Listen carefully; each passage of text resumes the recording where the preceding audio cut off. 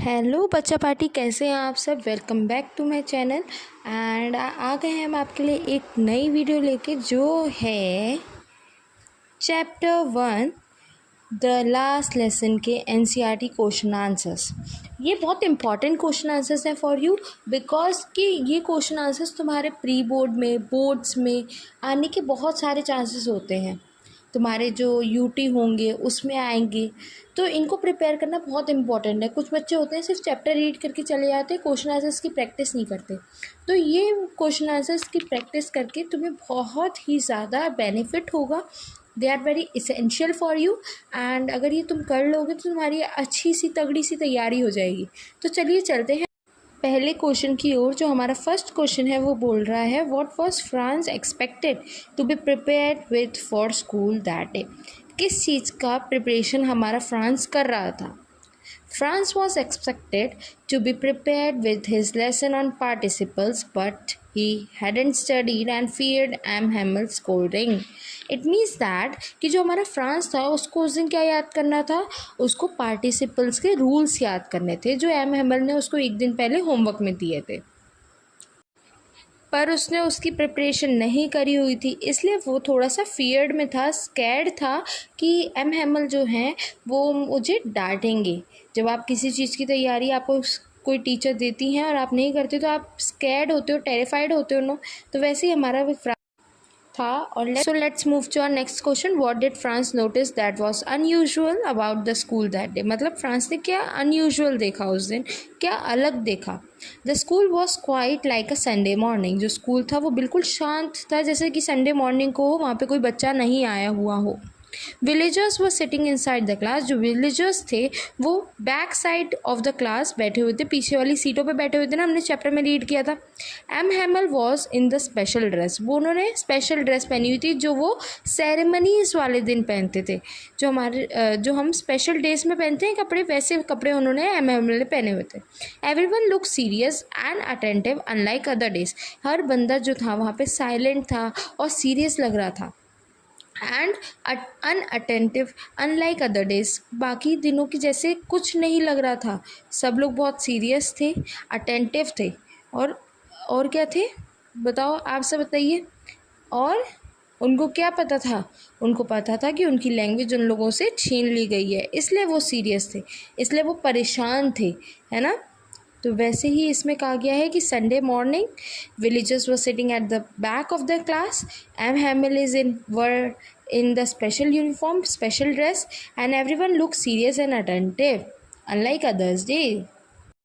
So let's move to our next question. Next question is, what had been put up on the bulletin board. bulletin board पे क्या लिखा हुआ था। हमने देखा था ना कि हमारा जो फ्रांस है वो लेट हो गया था और वो बुलेटिन बोर्ड के साथ में से जा रहा था, एंड ही सेइंग कि अब पता नहीं इस बुलेटिन बोर्ड में क्या लिखा है, बहुत सालों से इसमें से बैड न्यूज़ ही आ रही हैं, है ना। वो बुलेटिन बोर्ड में क्या लिखा हुआ था, वो क्या लिखा हुआ था, अब हम देखते हैं। The bulletin board carried the notice that from the next day German would be taught in schools of Alsace and Lorraine instead of French language. जो हमारी एल्सिक और लोरेन है, जो हमारे जीते गए थे जर्मन के दो शहर, वो वहाँ पर अब क्या पढ़ाई जाएगी, जर्मन पढ़ाई जाएगी। एल्सिक और लोरेन में फ्रेंच लैंग्वेज नहीं पढ़ाई जाएगी। एल्सिक और लोरेन फ्रेंच के शहर है, जिसको जीता किसने था, जर्मनी ने जीता था। तो अब वहाँ पे क्या टीच होगा, वहाँ पे अब कब्ज़ा जिसका हुआ है, जर्मनी का कब्ज़ा हुआ है, तो वहाँ पे लैंग्वेज जर्मन सिखाई जाएगी। अब तो वहाँ पर यही लिखा हुआ था बुलेटिन बोर्ड में कि अब स्कूल्स में भी जर्मन लैंग्वेज सिखाई जाएगी instead of French language. Okay, let's move to next question now. Okay, what changes did the order from Berlin cause in school that day. क्या चेंजेस हुए जब हमारे पास ऑर्डर आए थे बर्लिन से, तो क्या क्या चेंजेस दिखाई दिए। M Hamel gave his last French lesson. क्योंकि कल से तो हमारे को जर्मन पढ़नी थी, तो उन्होंने लास्ट फ्रेंच लेसन दिया। The atmosphere was sad and emotion.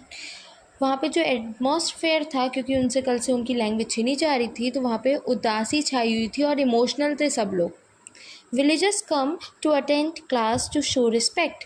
उन्होंने एम हैमल को रिस्पेक्ट शो करने के लिए कि आपने हम सबको फ्रेंच लैंग्वेज सिखाई, उनको रिस्पेक्ट शो करने के लिए वो आए थे क्लासरूम में अटेंड करने उनकी लास्ट लेसन की क्लास। एंड वो कहाँ पे बैठे थे, eight the back of the classroom. Everyone realized the value of their language too late. क्योंकि जो हमारा फ्रांस था उनको बताया गया कि वो पार्टिसिपल्स याद नहीं करके आया हुआ था, तो एमएमएल ने बोला कि हमारी लैंग्वेज इतनी अच्छी है, हमें प्राउड होना चाहिए। और जिनके पास अभी तक लैंग्वेज उनके पास होती है, जिनको लैंग्वेज आती है, वो कभी भी एनस्लेव नहीं हो सकते, गुलाम नहीं बन सकते। एक की होती है जो हम गुलामी से जीत सकते हैं, है ना, अपनी लैंग्वेज के through.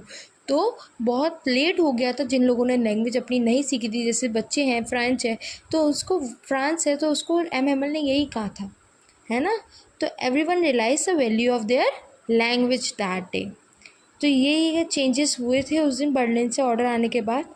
So let's move to our next question.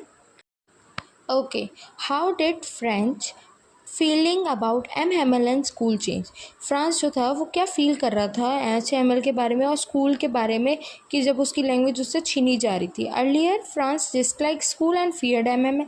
पहले वो क्या करता था, पहले वो एम एम एल से भी डरता था और उसको स्कूल भी नहीं पसंद था। But on the last day ही felt sorry for neglecting lessons and develop love for French. वो उसको लास्ट डे क्या हुआ, वो परेशान हुआ, वो नेगलेक्ट जो लेसन्स को करता रहता था उसके लिए उसने सॉरी बोला और वो उसके अंदर एक फ्रेंच लैंग्वेज के लिए एक लव जाग उठा। He realized M. Hamel dedication and kindness and felt deep respect for him. M. Hamel के लिए उसके लिए एक डीप रिस्पेक्ट आ गई उसके अंदर और उसको डेडिकेशन और काइंडनेस दिखाई दी कि कितने अच्छे हैं हमारे एम हेमल, और उसको डेडिकेशन दिखाई दी कि कितनी मेहनत करते हैं ये हमें पढ़ाने में, है ना।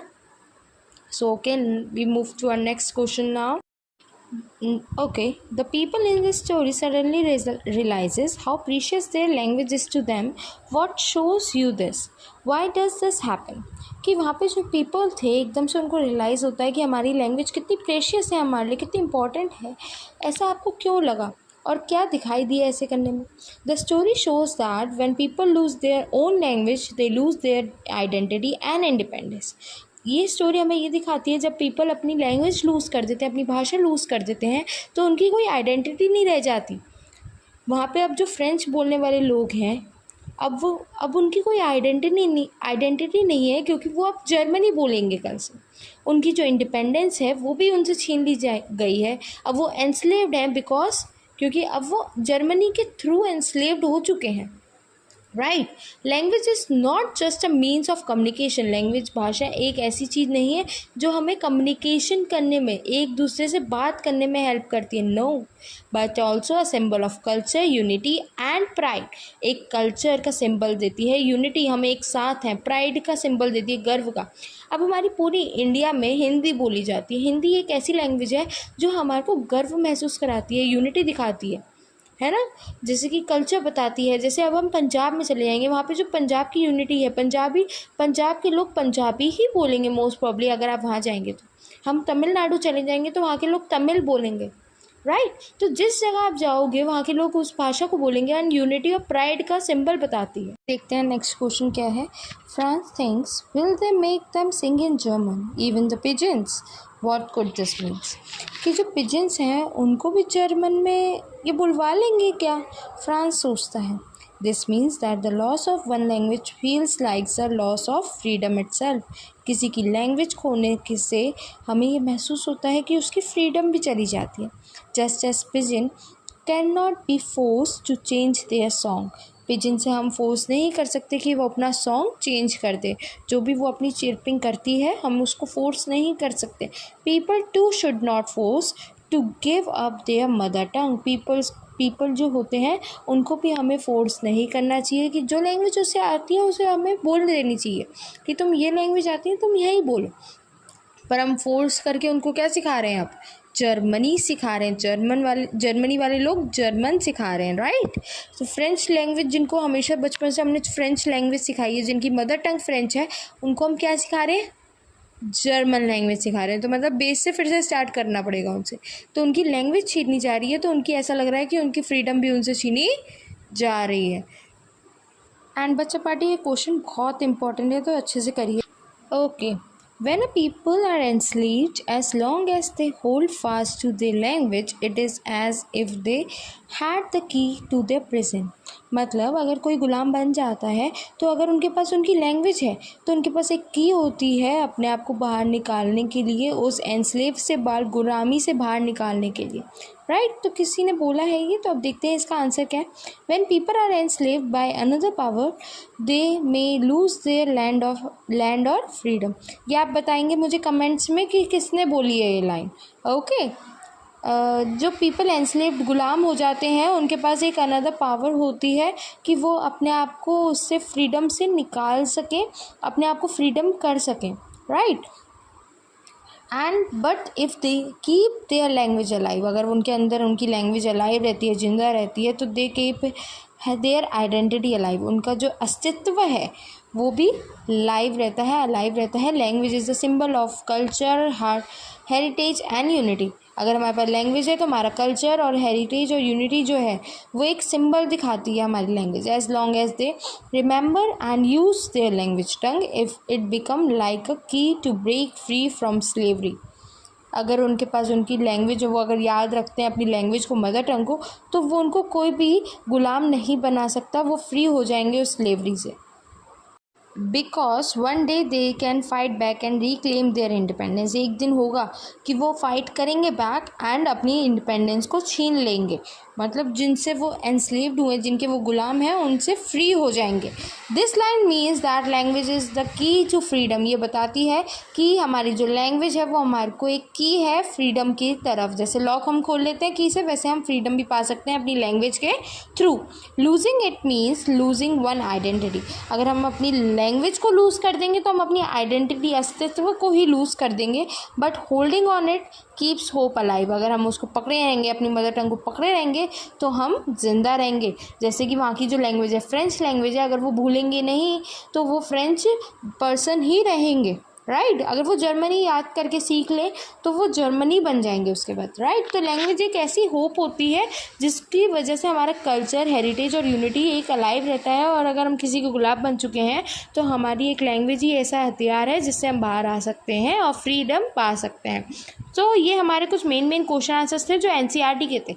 अगर आप चाहते हैं कि मैं आपको और क्वेश्चन आंसर्स प्रोवाइड करूं तो आप मुझे कमेंट कर सकते हैं, नीचे कमेंट करेंगे तो आप मेरे को बता दीजिए कि अगर आपको और इम्पॉर्टेंट क्वेश्चन जो बोर्ड एग्ज़ाम्स में आए हैं पास्ट ईयर, वो भी मैं आपको अगली वीडियो में कवर करवा दूँगी, if you wish then only, okay.